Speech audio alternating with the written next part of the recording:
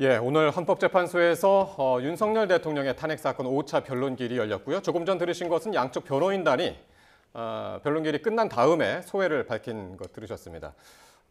역시 오늘 7시간 정도 걸렸는데 국회 측이 신청한 증인들 3명이 출석해서 치열한 공방을 벌였습니다. 네. 관련해서 홍석준 전 국민의힘 의원, 신현영 전 민주당 의원과 함께 짚어봅니다. 두 분 어서 오십시오. 안녕하십니까. 자, 조금 전에 이제 양쪽 변호인단 이야기를 들어보니까요.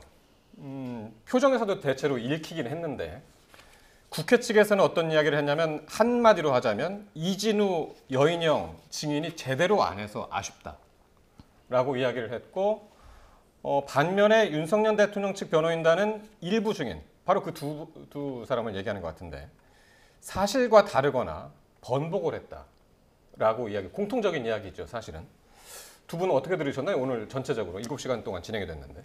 예, 오늘 5차 탄핵 심리 지금 현재 재판이 굉장히 좀 중요한 의미가 있는 것이 지금 결국은 윤석열 대통령의 뭐 내란 혐의 혹은 또 탄핵에 있어서도 가장 중요한 것이 결국은 국회 의결 과정을 봉쇄함으로써 국한 물론이 아니냐 하는 것을 입증하는 데 가장 핵심적인 증인이 이제 세 사람인 것 같습니다. 그런데 오늘 세 사람 이야기를 이제 들으면서 제가 딱 느낀 것은 검찰의 공소장과 확연히 다르다. 특히 이진우 수방사령관이라든지 여인영 방집수사령관은 공소장이 나타난 것과 확연히 다른 어떤 진술을 간략하지만 했습니다. 예를 들면 대표적으로 뭐 그 총을 쏴서라도 국회에 들어가서 4인 1조에서 국회의원들 끌어내라고 윤석열 대통령이 지시했다고 공소장에 있는데 그런 지시 받은 적이 없다. 그리고 국회 봉쇄를 받은 적도 없다. 또 대통령이 실탄이 없는 그런 정도는 안다. 뭐 그런 진술을 하면서도 본인의 형사재판과 관련돼 있기 때문에 상세한 어떤 기소는 피했습니다. 그리고 여인은 방치 사람도 굉장히 중요한 이야기를 하는데 홍장은 국정원 처장이 처음엔 대통령으로부터 뭐 정치인 체포 뭐 이렇게 이야기를 듣다가 나중에 그 명단은 뭐 여인영 방첩사령관한테 이야기를 들었다고 이야기했는데 여인영 방첩사령관은 또 완전히 다른 이야기를 한 겁니다. 그렇기 때문에 오늘 굉장히 중요한 검찰 공소장과 다른 어떤 진술이 나왔습니다. 신 의원님. 다른 진술이라기보다는요. 결국에는 지금 형사 재판이랑 지금 헌재에서의 탄핵 소추가 동시에 이루어지고 있기 때문에 오늘 나온 3명의 각자의 입장을 다른 상황에서 진술을 거부하거나 아니면 여러 가지 양태가 나타난 건데요. 특히 이진우 그리고 여인영 사령관의 경우에는 지금 형사 재판의 피의자입니다. 그래서 헌재에 나와서 본인의 재판이 아닌 상황에서 섣불리 증언을 했다가 그것이 또 형사재판에 본인들한테 스스로 족쇄가 될 수 있기 때문에 말을 상당히 줄이면서 아끼는 모습을 보였던 것이고요. 반면에 홍장원 전 차장 같은 경우는 본인이 재판을 받고 있지 않습니다. 그리고 피의자가 아닙니다. 그렇기 때문에 본인이 거짓말할 이유 없다. 그리고 재판관들이 물어보는 거 솔직하게 이야기하겠다라는 면에서 각자의 입장이 다른 거다. 결국에는 지금 이 내란에 있어서의 종사자가 결국에는 우두머리가 있을 것이고요. 그다음에 주요 임무 종사자가 있습니다. 그리고 단순 가담자가 있습니다. 오늘의 3명은 주요 임무 종사자냐 아니면 단순 가담자냐에 따라서 결국에는 형량이 달라질 수 있는 위기가 있기 때문에 자기를 보호하기 위해서 특히나 지난 연휴 동안에 상당히 많은 변호인단과 상담과 그런 논리를 통해서 어떻게 하면은 본인이 헌재에 나가서 스스로를 보호할 수 있을까에 대한 논리를 개발을 했다. 그런 면에서 여러 가지의 진술이 바뀐 것이 아니라 인정하지 않는 방식으로 오히려 인정을 하면 불리한 것들에 대해서 묵비권 행사한 거 아니냐라는 생각이 듭니다. 공소장과 다른 진술이 나왔다는 홍 의원님의 말씀, 또 자기 방어권을 피력한 것이다라는 말씀까지 들었는데 사실 오늘 직접 신문에 대해서도 관심이 쏠리지 않았습니까? 하지만 이루어지지 않았어요. 그렇습니다. 저는 지금 현재 심리가 지금 이해하지 못하는 부분이 굉장히 많은데 이번에도 마찬가지입니다. 무슨 말이냐면 지금 헌법재판소의 탄핵 심리는 국가 원수에 대한 어떤 탄핵 심리에 아울러 또 그 윤석열 대통령이 항상 국민으로서 어떤 기본적인 어떤 자기 방어권을 동시에 또 생각을 또 해야 되는데 지금 보면은 자기 방어권의 가장 기본적인 직접 윤석열 대통령의 직접 신문도 허용하지 않는다. 물론 이제 뭐 대통령하고 그런 관계 때문에 그런 어떤 지금 정의는 나온 사람들의 어떤 입장 그런 것 때문에 뭐 다 네. 어떻게 그 헌법재판소에서 그렇게 판단했는지 모르겠는데 이거는 도저히 있을 수 없는 일입니다. 지금 기본적으로 헌법재판소가 거의 뭐 엿장수 마음대로 지금 진행을 하고 있는데 예를 들면 전체적인 어떤 심리에 있어서도 이런 일괄 기일을 지정할 때 변호사하고 당연히 그 협의를 해야 되는데 그런 협의를 하지 않고 막 예. 지정하는 거라든지 또 어떤 절차적인 면에서도 원칙은 가처분을 먼저 하는 것이 당연히 상례인데도 불구하고 가처분보다도 본안, 즉 가처분이 현재 신청돼 있는 예를 들면 그 한덕수 권한대행이라든지 또 이창수 중앙지검장이라든지 이런 것은 다 미루고 단지 하나 뭐 중요하다는 이유로 지금 현재 윤석열 대통령 관련된 것만 이렇게 먼저 진행을 시키고 있고 또 어제 같은 경우는 또 마은혁 또 후보자에 관련된 것을 보였는데 중요한 걸로만 따진다면 대통령의 탄핵 심리보다도 어떻게 보면 더 중요한 한덕수 권한대행 같은 경우는 지금 현재 이런 어떤 난구 수습하는 권한 대행의 어떤 문제이고 또 이 문제는 아주 심플한 게 이 그 탄핵 그 의결 정족수만 따지면 되기 때문에 이거는 뭐 그 심리도 할 필요도 없이 뭐 한 번 평의 정도 하고 결정하면 되는 상황인데 예. 이런 어떤 절차적 문제에서도 그렇고 좀 이해할 수 없는 예. 지금 절차가 계속해서 좀 진행되고 있는 것 같습니다. 어쨌든 근데 이제 그 사령관들의 입장에서는 이제 군 통수권자인 이제 대통령과의 일문일답을 법정에서 이제 나눈다는 거는 어쨌든 부담스러울 수 있기 때문에 이제 가림막 얘기까지 이제 나왔던 것인데 가림막도 오늘은 없었습니다. 본인들이 이제 거부를 한 거긴 하지만. 예, 원하면은 가림막도 설치할 수 있는 네. 것으로 정리가 됐었는데 오늘은 네. 있는 그대로의 심리가 진행이 됐죠. 그럼에도 불구하고 말씀하신 것처럼 국군 통수권자고 지금은 직무가 배제가 됐지만 아직은 현직 대통령입니다. 그래서 사령관들은 항상 그 대통령에 대한 여러 가지 상명하복에 대한 부분들이 있기 때문에 오늘에 있어서도 직접 질의가 신문이 진행된다면 상당한 압박을 받았을 것이다 라는 예측을 해볼 수가 있는 거고요. 특히 홍장원 차장 같은 경우에는 끝나고 나서 브리핑에서 윤석열 대통령의 대리인들이 나를 매섭게 몰아치는 부분이 있었고 내가 피의자 조사를 받는 느낌이었다라고 얘기를 했습니다. 그만큼 대리인들이 질문하는 거에도 그렇게 압박을 받았는데 만약에 윤석열 대통령이 직접 질의를 한다고 했으면은 사실은 뭐 지난번 심리에서는 김용영 장관이 나왔을 때는 뭐 기억이 나는 것 같다. 대통령께서 그렇게 말씀하시니까 내가 생각이 나는 것 같다. 이런 방식으로 티키타카가 이루어졌단 말이죠. 이번 사령관들의 증인에서는 그런 관계가 아님에도 불구하고 이런 무언의 압박이 또 잘못된 방향으로 호도될 수 있는 것들을 배제하기 위해서 당연히 그런 부분은 재판부에서 판단을 한 거라고 생각을 합니다. 예.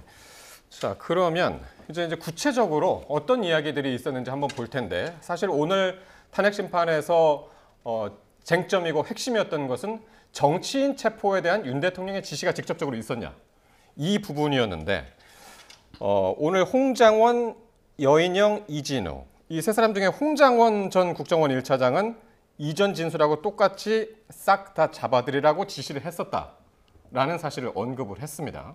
네.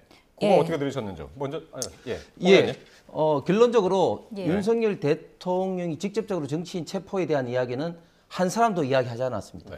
이진우 전 수방사령관이나 여인영 방첩사령관 그런 어떤 체포 지시가 없었다고 분명히 이야기를 했고 딱 한 사람 홍장원 차장 같은 경우 싹 잡아들이라. 그런데 이제 이 부분이 이제 결국은 이제 문제가 되는데 처음에는 홍장원 차장 같은 경우는 이것을 이제 대통령이 정치인을 잡아들이라고 본인은 이해했다. 정치인을 잡아들이라고 했다. 이렇게 이야기를 했는데 나중에 또 방송사 할 때는 대통령으로부터 직접적으로 들은 것이 아니라 여인영 방첩사령관으로부터 들었다 하면서 자기가 이제 전화 통화를 하면서 메모를 하면서 야 이거는 아닌데 이렇게 뭐 걱정을 이렇게 하다가 그 메모를 검찰에 이제 줬다는 겁니다. 자 그런데 우리가 상식적으로 좀 이해를 해보면 그러니까 그 부분은 오늘 이렇게 발언을 했죠. 오늘 잠깐만 정리를 하자면 대통령이 싹 다 잡아들여 정리하라고 지시를 했다. 그런데 그때 지시할 때 목적어가 없어서 그러니까 누구 그 명단이 없었다는 거죠. 그러니까 목적어가 없어서 누굴 잡아야 하는지 몰랐는데 바로 이어서 여인영 사령관하고 전화를 했더니 그때 체포 명단을 불러줬다. 그때 받아 적었다. 이제 그렇게 오늘 이야기를 한 거죠. 그래서 오늘은 그렇게 이야기했는데 제가 말씀드린 배경은 그 이전에 홍장원 차장이 언론에 인터뷰를 할 때 예를 들면 12월 달 언론에 여러 군데 인터뷰를 할 때 예를 들면 한겨레 할 때는 정치인 잡아들여 이야기했다가 나중에 KBS 할 때는 대통령부터 정치인 잡아들여 이야기하지 직접적으로 듣지는 않았다. 예. 여인영 방첩사령관을 들었다. 이렇게 이제 또 인터뷰를 했습니다. 그것을 이제 오늘 종합적으로 또 다시 이제 이야기를 한 것인데, 예. 자 그런데 상식적으로 생각을 해보면 이 홍장원 차장은 국정원에서도 해외 파트를 담당하는 차장입니다. 그렇기 때문에 정치인 체포와는 전혀 관계가 없는 어떤 그런 어떤 파트입니다. 그리고 예. 대통령도 이야기했지만 국정원장이 계엄에 참여를 했는데 별도로 차장한테 이렇게 이야기를 또 어떤 이유로 했을까 그렇게 생각을 들면서 예. 특히 또 더 의심스러운 건 뭐냐면은 여인영 방첩사령관 같은 경우가 이 홍장원 차장에게 정치인 체포를 위해서 명단을 불러줬을까? 왜? 예. 이 국정원 1차장은 이 아파트도 아니고 법에도 근거도 없고 조직도 없는데 왜 이 정치인 체포와 직접적인 어떤 명단을 불러줄 정도로 이걸 전화를 했을까? 예. 그 문제는 상식적으로 생각해도 말이 안 되는 것이죠. 그러니까 이게 명확하게 하려면, 그러니까 홍장원 전 1차장이 받아 적었고 이러한 명단입니다라고 이야기를 하면 되잖아요.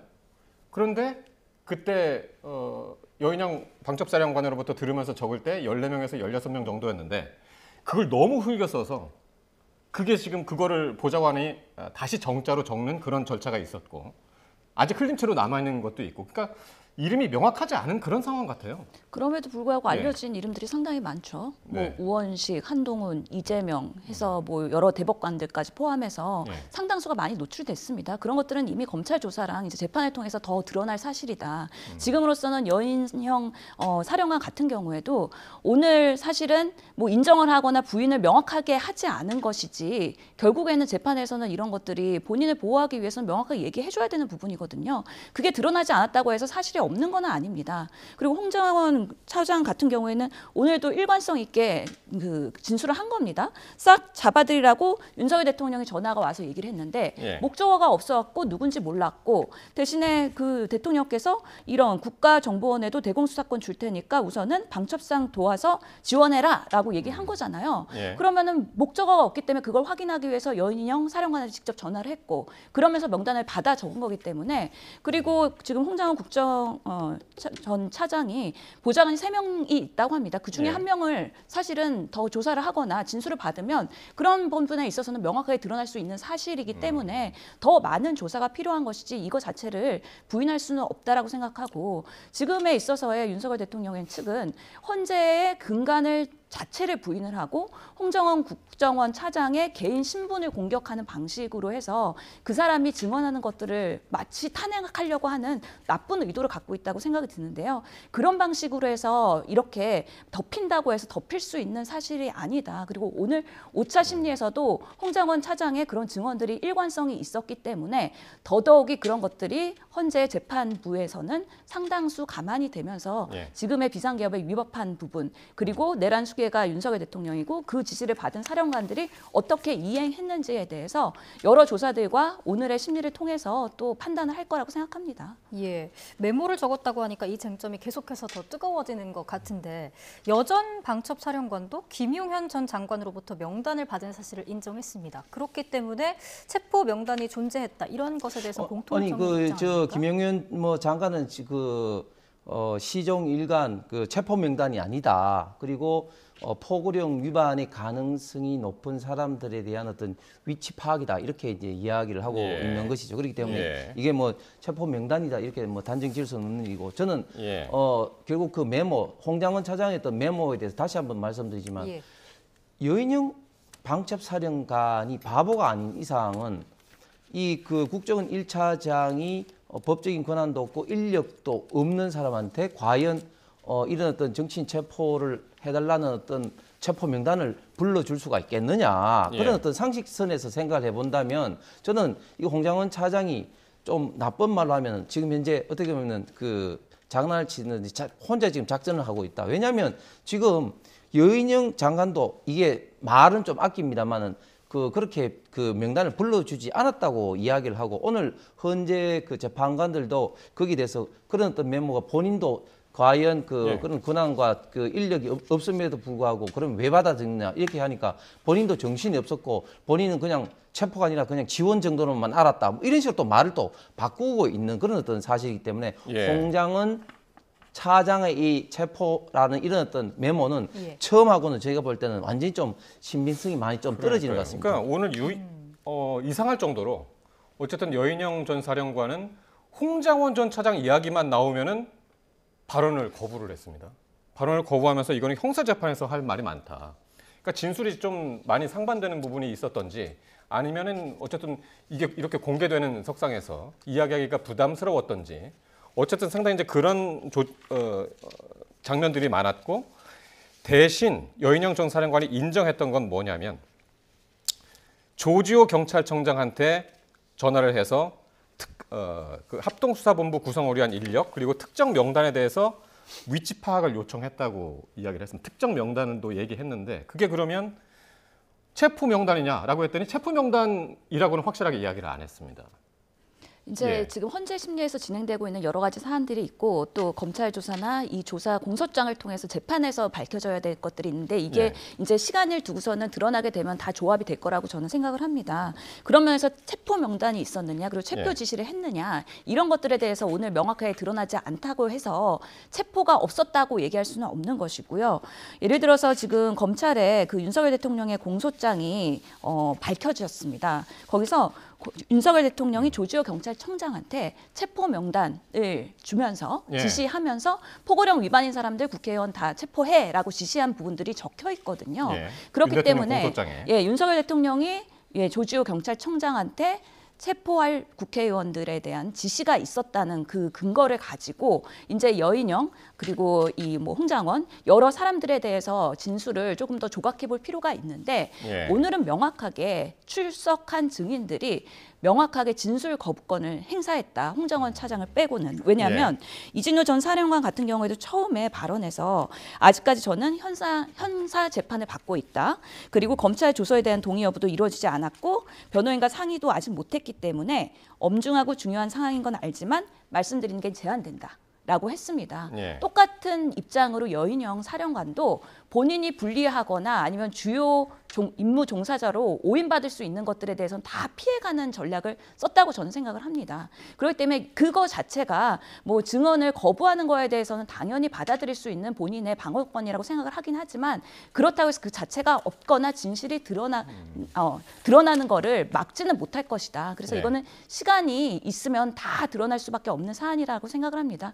이 와중에 윤석열 대통령이 내가 홍장원 차장한테 얘기한 거는 그 국회의원들 잡아들이는 거를 도우라는 게 아니라 예. 방첩사를 도우라는 거는 간첩 검거를 도우라는 얘기였다라고 오늘 그렇게 얘기를 진술을 했죠. 했거든요. 예. 근데 그날 12월 3일 날 갑자기 왜 국정원장한테 전한 것도 아니고 차장한테 전화해서 갑자기 간첩 검거를 도우라고 얘기를 대통령이 직접 지시를 하시죠. 그런 것들이 뜬금없고 지금 상황에서 맞지 않는 정말 지금의 헌재 심리를 오히려 이상한 방향으로 끌고 가려고 하는 잘못된 증언이고 정말 대통령으로서 부끄러운 모습이라고 저는 생각할 수밖에 오늘 없습니다. 그 녹취 그래픽이 준비가 됐을 텐데 윤석열 대통령이 이렇게 얘기를 했죠. 이 국정원장이 해외 출장을 가는 시기를 착각을 해서 홍장호 전 1차장한테 전화를 했었다. 그리고 그때 이 뭐 체포조 관련해서 이 개헌과 관련해서 이야기한 게 아니라 지금 말씀하신 것처럼 개헌과 무관한 방첩사령부를 도와서 간첩 검거를 지원해라. 이렇게 얘기를 했다는 점 다시 한번 이제 추가로 제가 다시 한번 말씀드립니다. 예.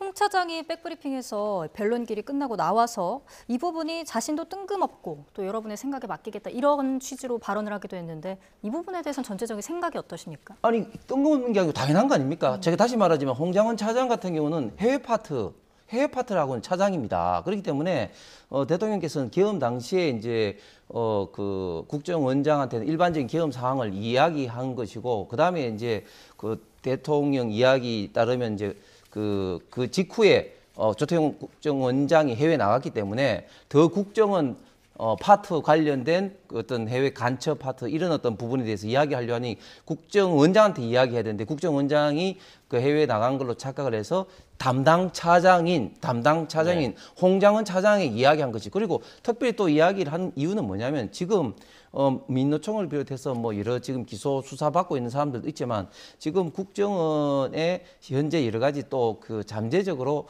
그 수사 대상이 있는 사람들이 꽤 저는 있다고 들었습니다. 그래서 그 동안에는 국정원이 간첩 관련되는 그런 어떤 대공수사권을 전부 다 그 경찰에 넘기는 상황에서 그런 어떤 과거로부터 축적된 그런 어떤 정보가 있더라도 그걸 하지 못하니 이제 이원기의 경찰과 좀 협조를 해서 하라 뭐 그런 어떤 저는 취지했던 이야기다. 이건 저는 충분히 이해를 할 수밖에 없는 상황이죠. 예. 그래서 뭐 돕는데 그게 뭐 자금이면 자금, 인력이면 인력, 무조건 도와라 이제 이런 취지로 이제 이야기를 했다고 그러는데 그게 간첩을 잡으라는 소리였다.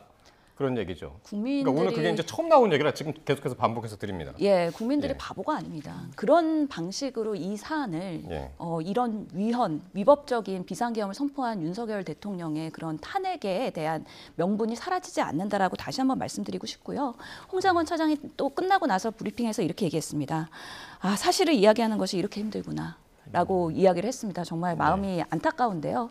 지금 보면은 윤석열 대통령 측에서는 지금 홍장원 전 차장의 또 그 통신 내역 요청해가지고 누구랑 통화했는지 그런 부분에 있어서 사실 들여다보고 있는 상황이고 또 한편으로는 전 대통령실 행정관이 뭐 홍장원 전 차장이 대북 송금에 있어서의 비리의 문제가 있고 이런 것들이 예전에 마치 비리가 있었던 나쁜 사람인 것처럼 그래서 그 사람에 대한 신빙성, 증언의 신빙성을 지금 탄핵하려고 하는 여러 가지 공작들이 이루어지고 있다. 그래서 지금 이 정쟁화된 지금의 상황에서 정말 올바른 소신 있는 발언을 하거나 윤석열 대통령 측에 반하는 증언을 하는 사람에 대해서는 그 사람을 개인적으로 공격하고요. 특히나 대통령께서 뭔가 여론전을 계속하고 계시기 때문에 특히나 이런 불합리한 또는 본인이 봤을 때 불리한 증언을 하는 사람들은 극우 지지자들이나 아니면은 정말 지지층에서의 개인적 공격이 지금 상당히 악순환처럼 돌아가고 있다.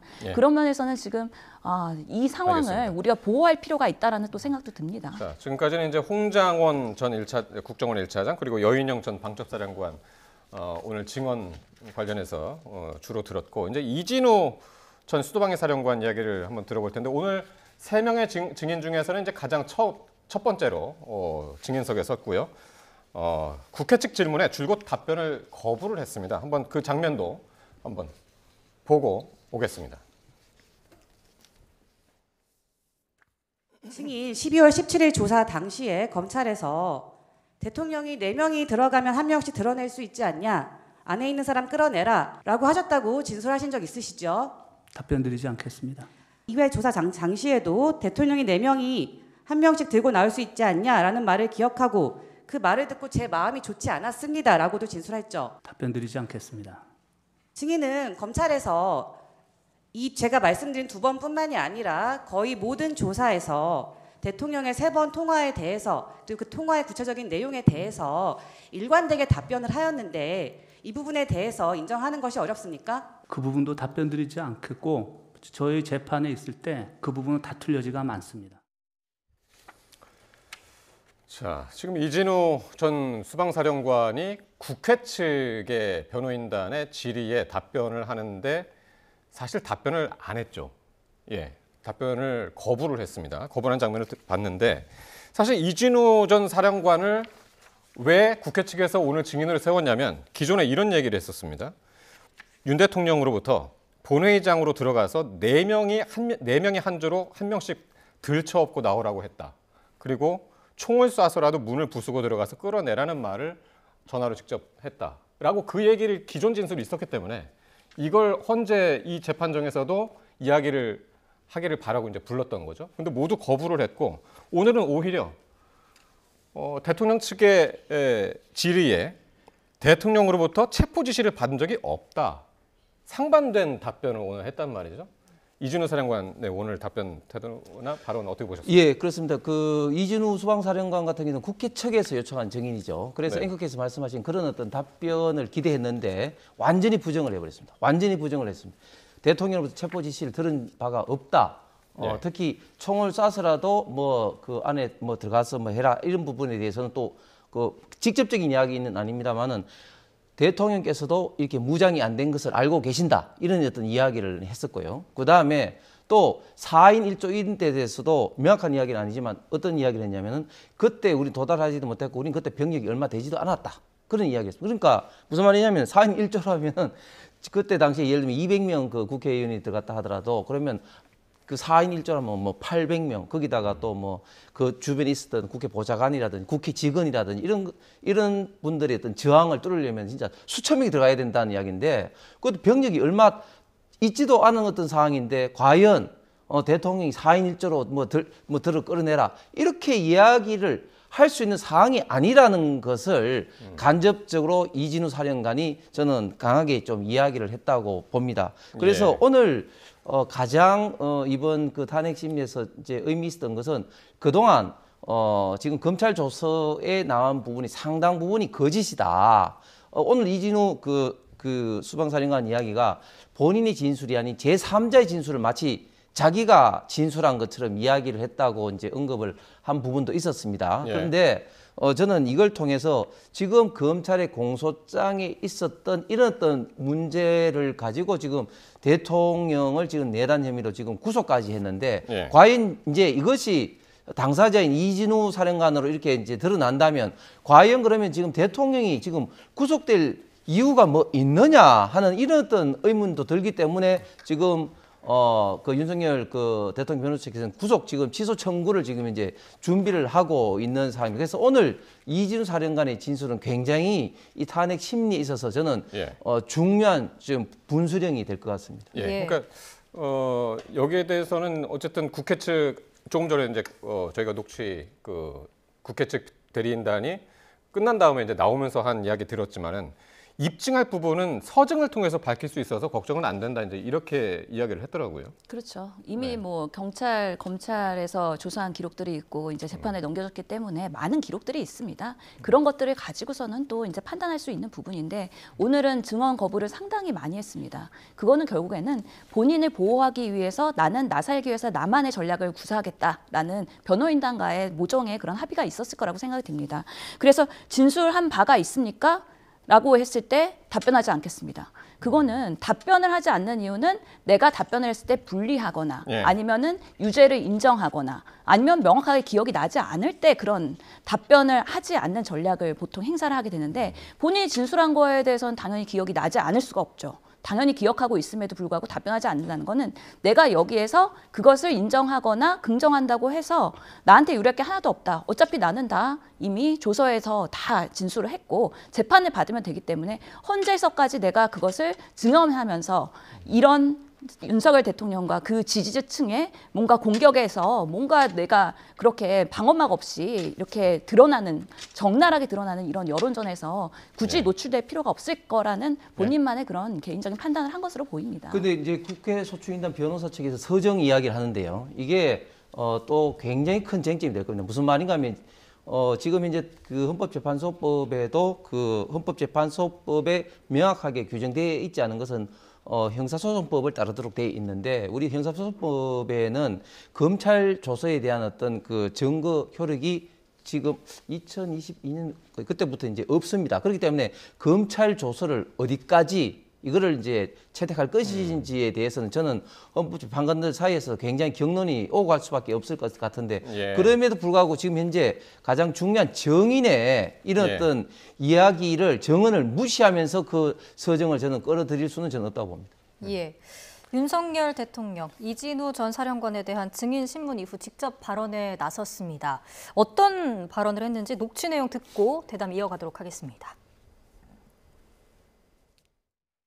이번 그 사건을 보면은 실제 아무런 일도 일어나지 않았는데 지시를 했니, 지시를 받았니, 뭐 이런 얘기들이 마치 그 어떤 호수 위에 떠 있는 달그림자 같은 거를 쫓아가는 그런 느낌을 좀 많이 받았고요. 과연 그 처음에 뭐 14명, 나중에 군 철수 지시하고 계엄 해제하고 군 철수 지시가 이루어졌는데 그게 과연 상식적으로 가능한 얘기인지. 네, 상당히 인상적이었어요. 호수 위 달그림자를 좇는 느낌이다. 이게 어떤 의미로 보셨습니까? 상당히 있는 실체하지 않는 거에 대한 허상을 가지고 우리가 지금 논쟁을 하고 있는 거 아니냐라는 그런 비유인 것으로 이해는 됩니다. 근데 지금 우리가 이 사안을 보면서 우리 국민들이 12월 3일 날 비상계엄이 선포가 되고 그리고 그 국회에 침탈되고 선관위가 그렇게 되는 CCTV의 자료들이 다 남아있는 이 상황에서 누가 정말 그 호수 위에 달빛을 그림자를 찾고 있는지 그것을 하는 것은 결국에는 윤석열 대통령이 딴 세상에서 여전히 자기만의 논리로 얘기를 하고 있기 때문에 국민적 공감대를 얻기는 어렵다고 생각하고요. 오늘 또 대통령께서 또 선관위에 대한 병력 투입 지시는 내가 했다라고 인정을 했습니다. 그렇기 때문에 지금 헌재에서의 탄핵에 정말 소추가 될 것이냐에 대한 부분은 결국에는 처음에 변론할 때부터 시작한 것, 비상계엄을 선포할 때 그 상황이 적절했느냐, 위법성이 없었느냐, 그리고 포고령에 대한 문제점, 그리고 선관위 침탈, 그리고 국회 침탈에 대해서는 위법한 부분이 없느냐에 대해서 따지고 있는 거기 때문에 오늘의 증인들의 그런 논쟁들이 뭐 증언을 하던 거부를 하든 간에 그 큰 틀에서의 변화가 있는 것이 아니어서 결국에는 하나하나의 일희일비할 필요는 없다. 그리고 우리 국민들은 지금의 상황을 엄중하게 보고 있고 그런 윤석열 대통령이 이 헌재에 나와서 증언하는 것이 결국에는 자기 변론이라기보다는 지지자들을 위한 메시징 정도의 여론전이다라고 이해하고 계신다는 걸 명백히 알고 있습니다. 홍 의원님도 그렇게 들으셨나요? 호수 위에 달 그림자를 쫓는 것 같은 그런 느낌이셨나요? 예, 이제 생각을 해보시면 이제 호수 위에 이제 달이 있는데 여기서 이제 달이라는 것은 비상계엄이라는 호수 위에 지금 우리가 체포라는 걸 한번 생각해 보시면 체포라는 걸 해보면 지금 계속해서 오늘 이제 탄핵심리 핵심은 이제 체포지 않습니까? 정치인의 체포. 그런데 체포라는 홍장원 차장의 이야기만 있을 뿐이지 과연 그러면은 경찰, 군을 동원한 그런 어떤 체포 시도가 있었느냐? 그리고 한 명이라도 체포했던 뭐 조금이라도 근처라도 갔느냐? 그리고 체포를 해서 구금하기 위한 구금 시설을 준비했느냐 이런 것을 종합적으로 보면은 전혀 없었던 거죠. 그러면 과연 우리 대한민국의 뭐 경찰이라든지 군이 뭐 정말 뭐 당나라 군대처럼 정말 형편없는 군대냐? 그게 아니라는 거죠. 그러니까 그것은 완전히 허상에 불과하다. 특히 근데 엊그저께 이제 검찰이 경찰 압수수색 한번 하지 않았습니까?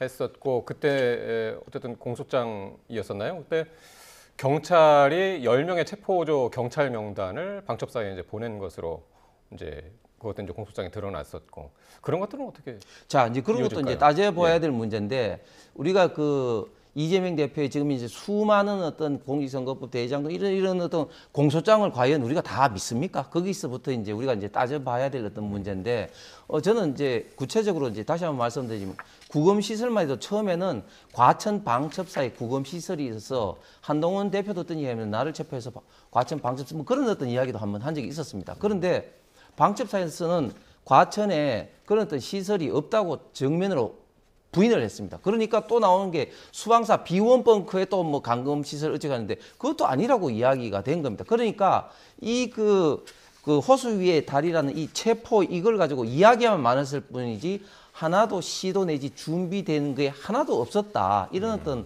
언급을 대통령께서 하신 거 아닌가 생각합니다. 예, 이번에 이재명 대표 이야기 해보죠. 선거법 위반 혐의 항소심 재판부 오늘 속보로 전해드렸는데 위헌 법률 심판을 제청했습니다. 이게 지연 전략이라는 비판도 나오고 있거든요. 비판을 받을 오해가 충분히 있다고 생각을 합니다. 사실은 이 법원단이 검토를 한다고 했을 때 정말 이 신청을 할 것이냐 말 것이냐에 대한 얘기들이 있었거든요.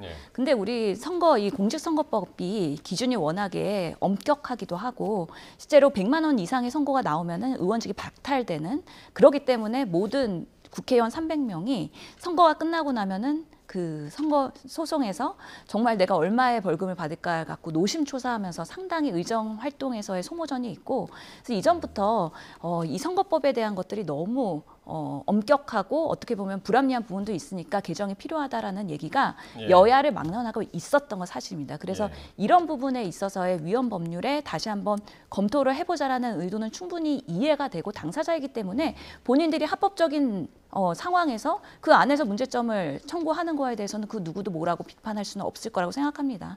그럼에도 불구하고 일부에서는 그런 뭔가 재판 지연의 그런 논란에서 자유롭지는 않을 것이다라는 생각이 들어서 이런 부분도 이재명 대표가 앞으로의 그런 정권의 우리 당의 그런 창출을 위해서 어떤 판단을 하고 어떤 메시지를 할 거냐에 대해서 조금 더 신중하게 하면 좋지 않을까 하는 아쉬움이 있습니다. 위헌 법률 심판이라는 게 어쨌든 그 이재명 대표한테 지금 적용되는 선거법, 그게 그 법률이 이재명 대표한테 적용되는 그 법률이 위헌이냐, 그 부분을 판단을 해달라고 재판부에 이야기를 했고, 그 항소심 재판부가 이거를 의미 있다라고 받아들이면 이거를 이제 헌재에 그거를 제기를 하는 거잖아요. 그렇습니다. 예. 근데 만약 이제 그거를 헌재가 오케이 이거 한번 살펴보겠다 하면은 그게 결과가 나올 때까지 뭐 무한정 시한 예, 결과가 그 재판이 미뤄지는 거잖아요. 그렇습니다.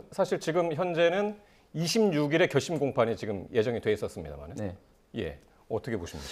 예, 저는 뭐 그래도 항소심 재판부가 이것을 위헌 법률 제청을 하지 않을 겁니다. 왜냐하면 지금 이렇게 항소심 재판부가 이걸 이제 넘겨줘야 되니까. 예. 그래서 결국 이제 1차적인 판단을 이제 항소심 재판부가 이게 과연 이제 위헌 법률 소지가 있느냐 이제 판단을 해야 되는 문제인데. 근데 이 허위사실 공직선거법의 허위사실 공표가 그동안 뭐 논쟁이 뭐 없었던 건 아니지만 그러나 계속적으로 이게 합헌이라는 어떤 그런 결정을 받아왔었거든요. 거기다가 지금 이재명 대표는 지금 이 공직선거법 허위사실 공표로 인해서 1심에서 무려 2년 2개월을 재판받아왔습니다. 그러면은 만약에 문제가 있다고 판단하면 그때 해도 됐을 텐데 이제 항소심 딱 되니까 지금 했단 말이죠. 이거는 누가 보더라도 재판 지연, 침대 재판에 어떻게 보면 좀 끝판왕을 다시 한번 보여준 것이다 이렇게 보고 저는 항소심에도 결국 받아들이지도 않을 거지만 그럼에도 불구하고 국민들이 바라봤을 때는 이재명 대표가 본인에게는 재판 지연을 이렇게 하는구나. 그리고 또 윤석열 대통령 이 탄핵 심판은 이렇게 또 재촉을 하는구나. 이런 비판을 저는 엄청나게 받을 그런 어떻게 보면 좀 자기 스스로 좀 자초한 면이 저는 있다고 생각합니다.